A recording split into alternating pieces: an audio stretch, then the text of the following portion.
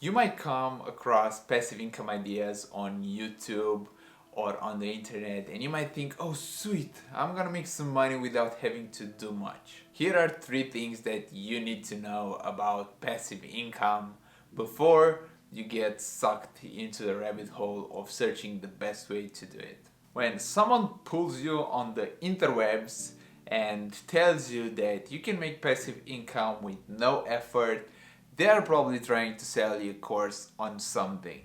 One of the most important things that you need to know about passive income is first that passive income is not always passive.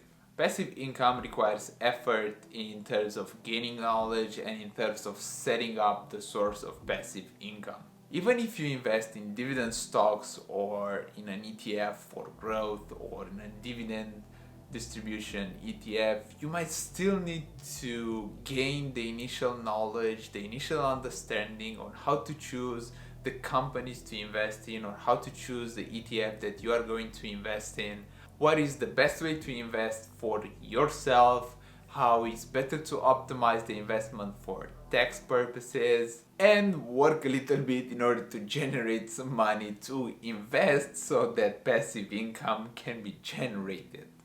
Of course, after the initial setup period, that passive income source will require a lot less work than doing active work to earn money. But at the same time, it requires initial effort in order to set it up, and it's not just, I don't know, clicking something and then having the source working and making you money without inputting any kind of effort. The second thing that you need to know about passive income is the fact that it takes time in order to generate passive income.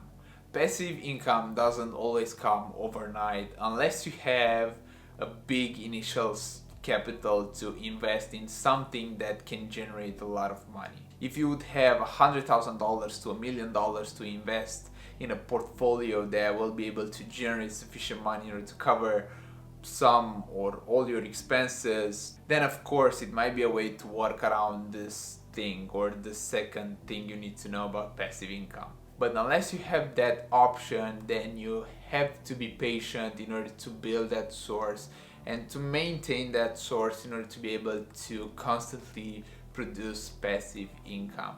Take for example a YouTube channel that could be a form of passive income after you created a video and you uploaded it to the platform. You could earn some passive income from the ads that are placed on your videos by YouTube, but it takes time in order to get to a point to get monetized, to build an audience of 1,000 people and about 4,000 hours of watch time in order to get through the initial building up phase. I've been creating 1 to 3 videos every single week for the past 4 months, and I'm miles away from even that milestone. So you see that you have to be patient in order to create a passive income source, and you have to input some initial work, capital, and some knowledge in order to build that stream up. The third thing and a very important thing you need to know about passive income is that passive income is not permanent.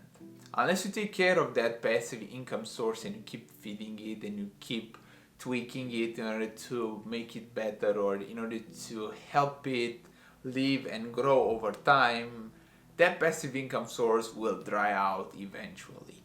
Take for example a real estate investment where you buy a property and you rent it out to a tenant. You still have to pay the taxes for that property and to maintain it in a good condition in order for the tenant to be able to live there.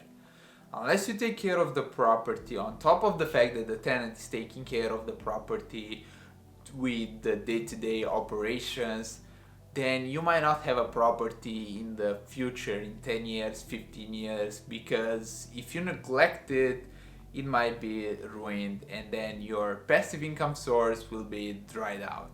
In the future, you might need to improve the property, you might need to do some structural work, you might need to change the roof, you might need to change the electrical, and do some kind of improvements to keep the property dated and to keep it relevant for the marketplace and relevant for your target tenants.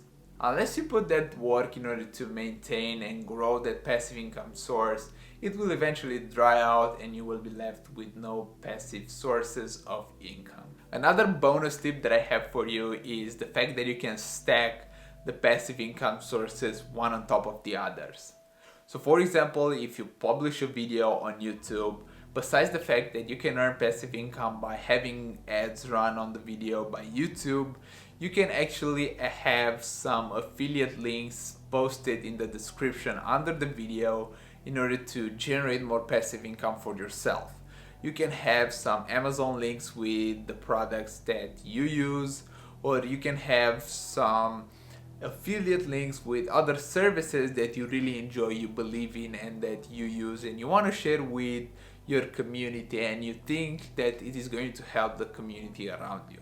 So this is a great and positive thing, because by putting the upfront work to create one passive income source, it opens the door to have multiple options and multiple sources of passive income stacked on top of the primary source of passive income. I wanted to share with you things that I've stumbled across through trial and error, and maybe you can learn from them and not have to do the same mistakes yourself. If you have the framework and the perspective that I've just given you, you know that things don't just happen overnight, and you don't just find ways, simple ways without any work to generate passive income. I want to thank you so much for watching this video. I hope it was helpful for you and you learned something new. If you did so, please make sure to destroy the like button for the YouTube algorithm. Feel free to subscribe if you want to be part of the family and to help our community grow.